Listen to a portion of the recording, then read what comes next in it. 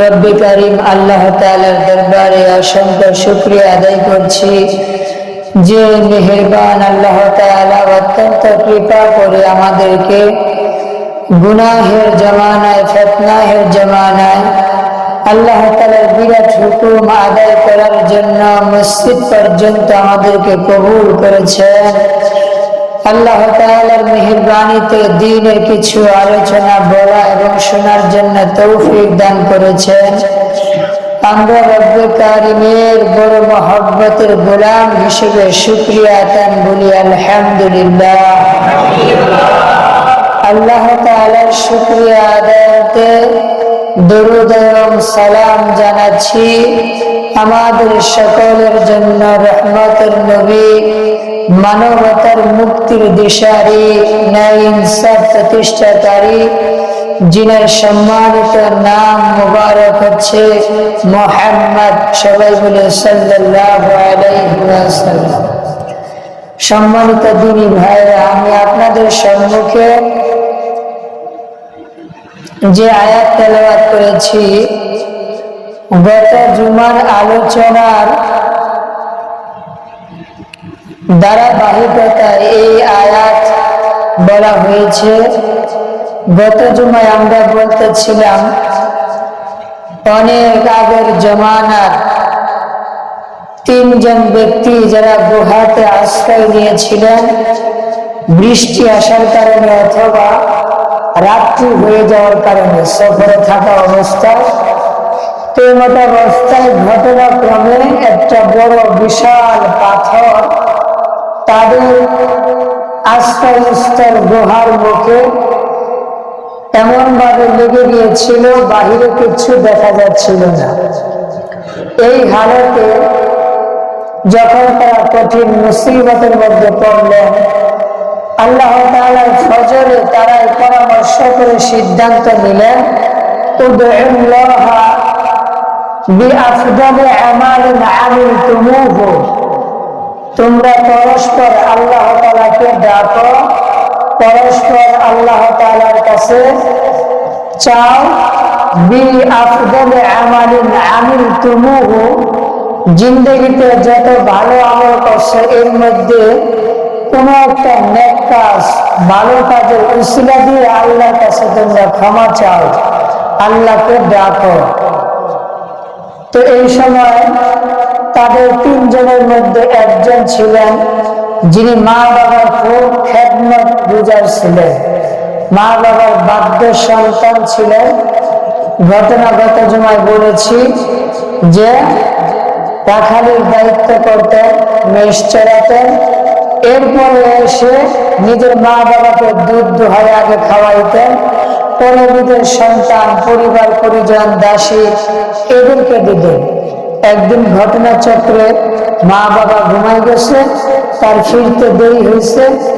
এমত অবস্থায় তিনি সারা রাত্রি দুধ নিয়ে মা বাবার শিয়রে দাঁড়িয়েছিলেন, ডাকা দেন নাই যাতে তাদের ঘুমটা ভেঙে কষ্ট না হয়। আবার তিনি নিজে শুয়ে যান নাই, জাগ্রত হইলে যে ক্ষুধার যে কষ্ট এটা তো লাগবে, এজন্য জাগা মাত্রই যেন তারা খেতে পারে, ছেলে তার মা বাবার শিয়রে সারা রাত্রি পার করে দিয়েছেন, নিজের সন্তানদেরকেও খানা দেন নাই। সুবহানাল্লাহ। তো আল্লাহ তাআলার কাছে এই ব্যক্তি বলছিলেন কি যে আল্লাহুম্মা ইন কুনতা তা'লামু আন্নী ফাআলতু যালিকা ইবতিগাআ ওয়াজহিকা ফাফরুজ আন্না ফুরজাতা। আল্লাহ, আপনি যদি জানেন আমি এই কাজটা আপনার জন্যই করেছি, আপনার সন্তুষ্টির জন্যই করেছি, ফাফরুজ আন্না ফুরজাতা, তাহলে আপনি আমাদেরকে একটু ফাঁক করে দেন, এই জায়গাটা পাথরটা একটু সরাইয়া দেন, যাতে করে হাত্তা নারা সামা, আমরা এই গুহার ভিতর থেকে আসমান দেখতে পাই, এমন একটু দূরত্ব সৃষ্টি করে দেন। তো আল্লাহ তাআলার ফজরে আল্লাহ তাআলা মেহেরবানি করে তাদের জন্য ওই পাথরটা একটু সরিয়ে দিয়েছেন, তারা আসমান দেখতে পেরেছেন। কিন্তু বের হওয়ার মতো জায়গা এখনো বের হয়নি, শুধু আসমান দেখা যায়।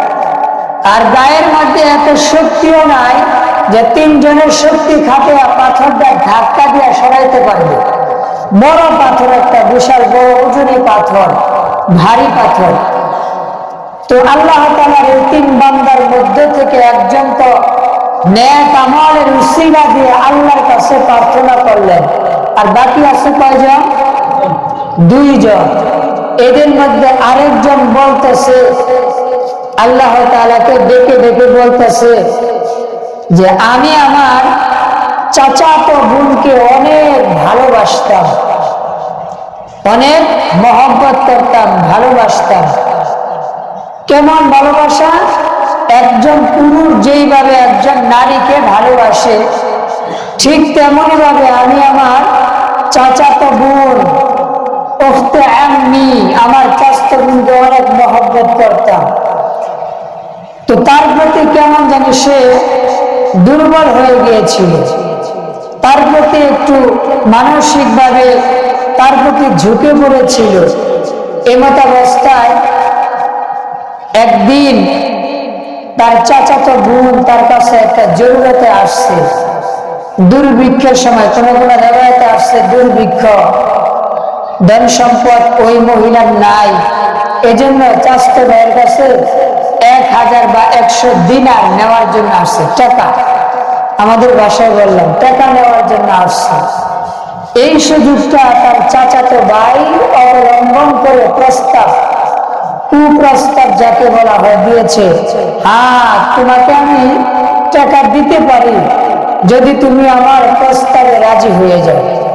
আমি যে ইচ্ছাটা করেছি তোমার ব্যাপারে, এই কাজে যদি তোমার সম্মতি হয়ে যায় আমি তোমার টাকা দিয়ে দেব। আল্লাহর বান্দিতে এখন মুসিবতে পড়ছে, বিপদে। অনেক সময় দেখবেন একজনের বিপদে পড়লে আরেকজনের সুযোগ পায়, এই সুযোগটা আবার কাজেও লাগায় অনেকে। যেমন ধরেন যে হাসানের জন্য আসছে, তার দরকার খুব, এখন তার দিতে পারবে না, তবে একটা শর্ত, যদি পার্সেন্টেজ দেন তাহলে দিতে পারবে। আমার নাই, আরেক জায়গা থেকে আইনা দিন প্রয়োজন, মানে হেয়ার টাকা একটু সিস্টেম করবে আর কি, আরেক জায়গা থেকে আইনা দিব, আমার তো নাই, তবে শর্তরা এত দেওয়া লাগবে। কেন ভাই? যে বাইকটা টাকার জন্য আসছে সে ঋণে পড়েছে, বিপদ আছে, তার টাকার খুব দরকার। এই হালতে ওই বাইকটা রাজি হয়ে যায়, কারণ তার টাকার দরকার। আচ্ছা ঠিক আছে, দেন, তাও দেন, তাও বিপদ থেকে একটু বাঁচি, এই মুসিবত থেকে একটু বাঁচি। এই সুযোগটা কাজে লাগায় কিনা ভাই? লাগায়। তো ওই মহিলার চাচাতো ভাই সে ওই সুযোগটা কাজে লাগাইতেছে। এই তোমার তো আমি অনেক ভালোবাসি, পছন্দ করি, আজকে তুমি আমার কাছে টাকার জন্য আসছো, টাকা পয়সা ফ্যাক্ট না, দিয়ে দিবেন, কিন্তু আমার শর্তে রাজি হওয়া লাগবে। আমার প্রস্তাব তুমি মেনে নাও, আমি তোমার টাকা দিয়ে দেব।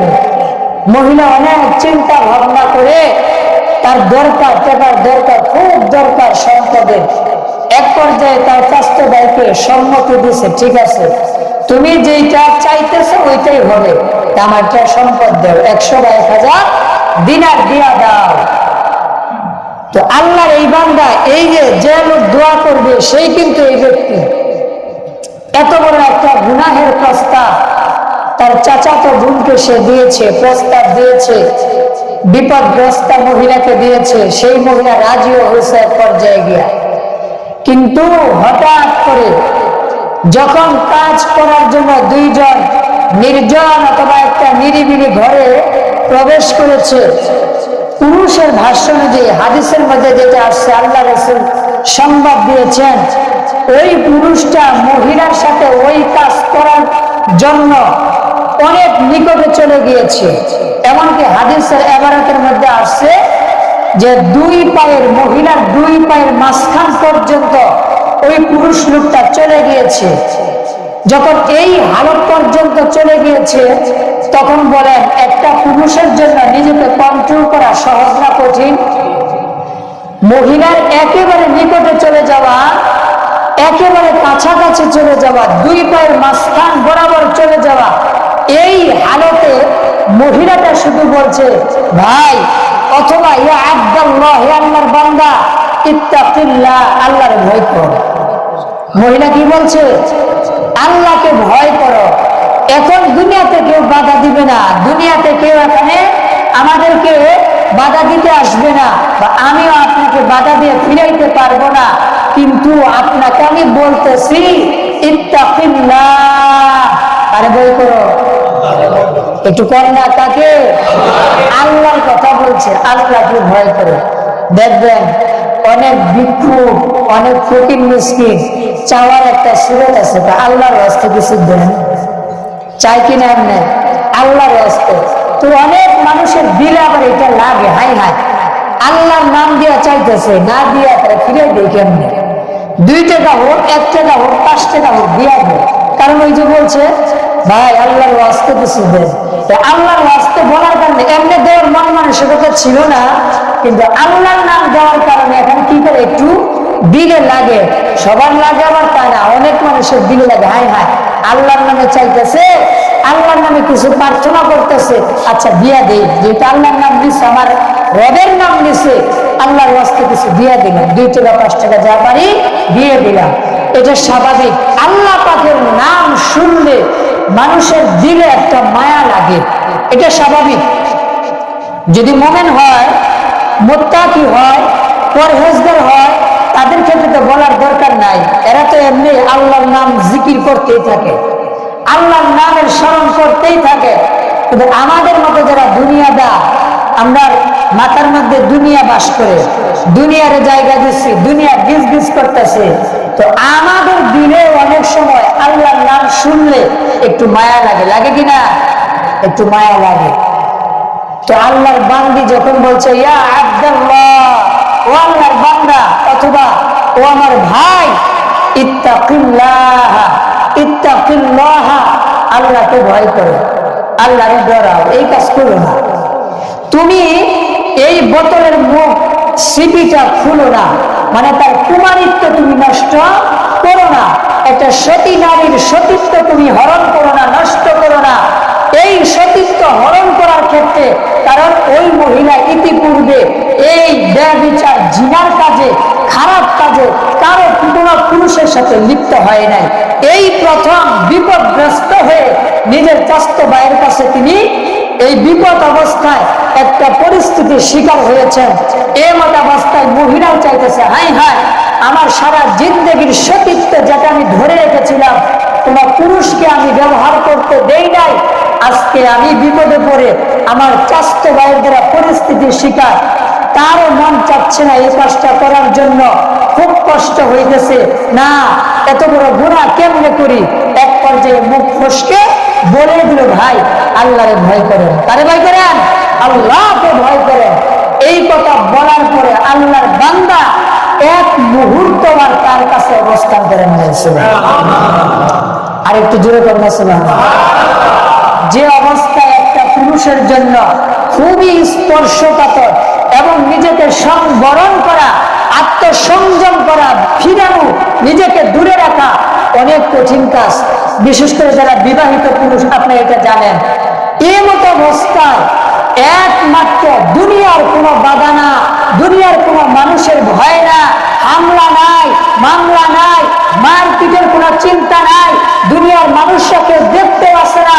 এই মতো অবস্থায় শুধু মহিলার একটা বক্তব্য, ইত্তাকিল্লাহ, আল্লাহকে ভয় কর, ও আল্লাহর বান্দা এই কাজ তুই করিস না। এই কথার কারণে, যে আল্লাহকে ভয় কর, এই কথার কারণে আল্লাহর বান্দা তৎক্ষণাৎ এই কঠিন পরিস্থিতিতে আল্লাহকে ভয় করে তার চাচাতো বোন থেকে দূরে সরে গেছে। সুবহানাল্লাহ।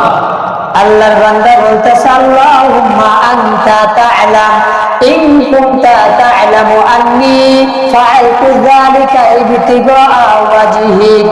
ও আমার আল্লাহ, ও মালিক, আপনি যদি জানেন এই কাজটা আমি আপনার খুশির জন্যই করেছি, বলেন তো কার খুশির জন্য করেছে? দুনিয়ার কোনো কিছুর খেয়াল ছিল না, কিন্তু একমাত্র রব্বে কারীমের ভয় তার দিলের মধ্যে এসে গেছে। আল্লাহর বান্দী যখন বলল আল্লাহকে ভয় করো, আর কিন্তু কাল বিলম্ব করে নাই, বলে নাই তোমার বয়ান তুমি রাখো, পরে ভয় করবনি, পরে তওবা করবনি, পরে আল্লাহর কাছে ক্ষমা চেয়ে নিবনি, এমনটা করে নাই। এই কঠিন পরিস্থিতিতে তিনি আল্লাহ তাআলার নাম শোনার সাথে সাথে আল্লাহকে ভয় করে, আল্লাহ পাকের জাতকে ভয় করে, আযাবকে ভয় করে নিজেকে এই কঠিন হালত থেকে নিজেকে সরাইয়া নিয়া আল্লাহর কাছে এখন দোয়া করতেছে, মালিক ওই যে একটা আমল করেছিলাম, আপনি জানেন, যদি আপনি জানেন ওই কাজটা আপনাকে খুশি করার জন্যই করেছি,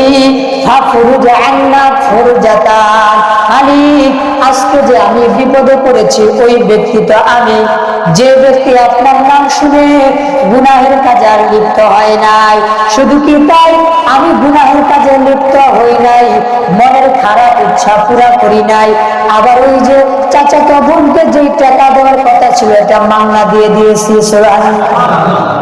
আমি আবার টাকা ফেরত নেই নাই, যা দিছি যা চলে যাবা টাকা, এটা তারা দিয়ে দিলাম এমনি। এই কাজগুলো করেছি, মালিক একটু আপনি পাথরটা সরাইয়া দেন এই আমলের উসিলায়। আল্লাহ পাক রব্বুল আলামিনের হাবিব নবী রাসূলুল্লাহ সাল্লাল্লাহু আলাইহি ওয়াসাল্লাম হাদিসের মধ্যে বলছেন, ফারাজা আনহুম, আল্লাহ পাক দয়া করে তাদেরকে ওই পাথরটা আরেকটু সরাইয়া দিয়েছে। হাদিসের আবারতে পাওয়া যায় কতটুকু সরছে, ফারাজা আনহুম সুলসাইন, পাথরটা মুখে যতটুকু ছিল আটকানো তার 3 ভাগের 2 ভাগ আল্লাহ সরাইয়া দিয়েছেন, সুবহানাল্লাহ। এই হালাতে ওই পাথরকে ত্যাগ করে পাথরকে সরিয়ে গুহার ভিতর থেকে বের হওয়ার সুযোগ নাই, যদিও এখন অনেক জায়গা দেখা যায় কিন্তু বের হওয়া যাবে না, এত ফাঁকা হয় নাই, ওই গুহা থেকে বের হওয়া যাবে। আল্লাহ পাকের বান্দারা নেক আমল উসিলা দিয়া আল্লাহর কাছে রিকোয়েস্ট করতেছে, দাবি জানাইতেছে, ফাফরুজ আন্না ফুরজাতান, আমাদের জন্য পাথরটা একটু সরাইয়া দেন। এই যে দ্বিতীয় নাম্বার ব্যক্তির ভয়, আল্লাহ পাকের ভয়, তাহলে বোঝা গেল আল্লাহর ভয়ে যদি আমরা কোনো গুনাহ থেকে বেঁচে থাকি, এই আমলটা আল্লাহ অনেক বড় করে পছন্দ করেন, ঠিক কিনা? আল্লাহ যদি এই আমলটা পছন্দ না করতেন, এই বেটা দোয়া করার সাথে সাথে তো আল্লাহ পাথর সরাই দিতেন না।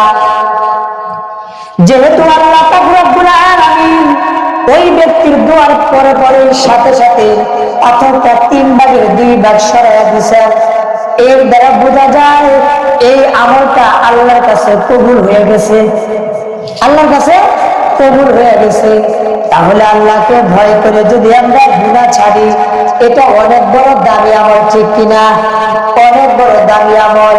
আল্লাহকে ভয় করা কেমন দামি আমল, আল্লাহ রাসূলের হাদিসে মুবারাকার মধ্যে আছে, বুখারী শরীফের 3452 নম্বর হাদিস, 3478 নম্বর হাদিস, 3481 নম্বর হাদিস। এই হাদিসগুলোর মধ্যে আসছে, আবার মুসলিম শরীফের মধ্যে আসছে। এই হাদিসগুলোর মধ্যে আসছে আল্লাহর নবী বলেন, বনি ইসরাইলের কোন এক ব্যক্তি, যেই ব্যক্তি সারা জিন্দেগি অন্যায় করেছে, অনাচার করেছে, খারাপ কাজ করেছে, পাপের সাগরে হাবুডুবু খেয়েছে, একদিন তার সন্তানদেরকে, ছেলেদেরকে ডাক দিয়া বলতেছে, সন্তানরা তোমরা আমার ব্যাপারে কি অভিমত দাও, আমি তোমাদের বাবা হিসেবে কেমন বাবা ছিলাম? সন্তানরা ডাক দিয়া বলে, আব্বা জান, আপনি বাবা হিসেবে আমাদের জন্য গুরুত্বপূর্ণ একজন ব্যক্তি ছিলেন, বাবা হিসেবে আপনি আমাদের জন্য কোনো কমতি ছিলেন না। একজন বাবা সন্তানের জন্য যতটুকু করে, ও বাবা আপনি কিন্তু আমাদের জন্য ততটুকু করেছেন, আমাদেরকে আপনি সন্তান হিসেবে যা